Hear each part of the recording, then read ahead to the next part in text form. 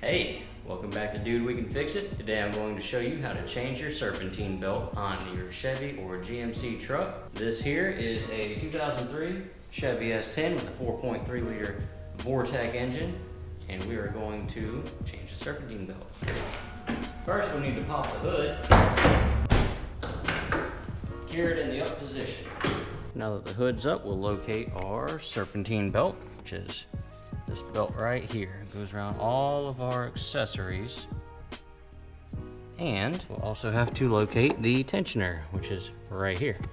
All right, for this part, we will need a 3/8 drive ratchet. Come down here and there is a square notch in the tensioner right there. And we will turn this counterclockwise to loosen tension on the belt. Once tension is loosened on the belt, we will slip the belt off of this smooth idler pulley, like such, and then we can let our ratchet rest down there. Now, we will have to remove the serpentine belt from all of the other accessories.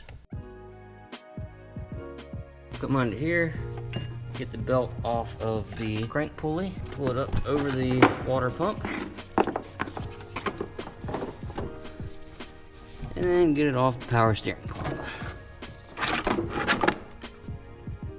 Ta-da! That's how we get it off. All right, now that we have our serpentine belt off, we'll take a look at the old one. You can see this is kind of brown. Look on the inside here, we'll split it open. You can see all these cracks starting to form. This belt is not in the worst of shape, but it's also not in the best of shape. Definitely has some dry rotting on it. So we're going to be putting our new belt on, which is a Gates Micro V K060952 for the 4.3 liter Vortec.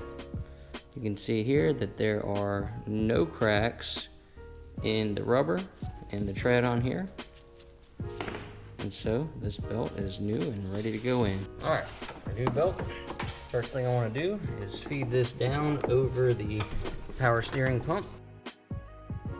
Come up over the AC compressor. And we'll feed it down again over the water pump. And we'll need to come underneath of here, find our belt. I'm gonna pull it down and around our crankshaft pulley. Make sure it's still on the water pump. There we go. All right, so now we have it coming over the alternator. There's also going over the tensioner. I'll go ahead and put the ratchet back in the tensioner. Our last pulley to go on is our smooth idler pulley. So I'll go ahead and push this down and try to get it over. You see we do not have quite enough slack, so now we will turn the tensioner counterclockwise until we can get it over that pulley. There we have it.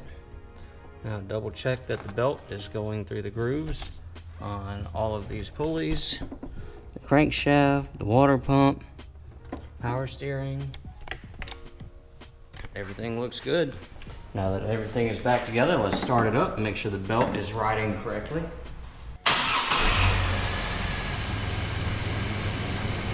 We can see that the belt has not popped off and everything is spinning correctly. Now, if you forget how your belt goes on there, most vehicles have a belt routing diagram under the hood somewhere. So you can use that as a reference to make sure your belt goes back on correctly. Now that we're done replacing the belt, we can close the hood. That's how you replace your old wore out serpentine belt. Thanks for watching. I hope this was informative to you. If you liked the video, please give it a thumbs up. If you like our content, please subscribe to our channel. And as always, dude, we can fix it.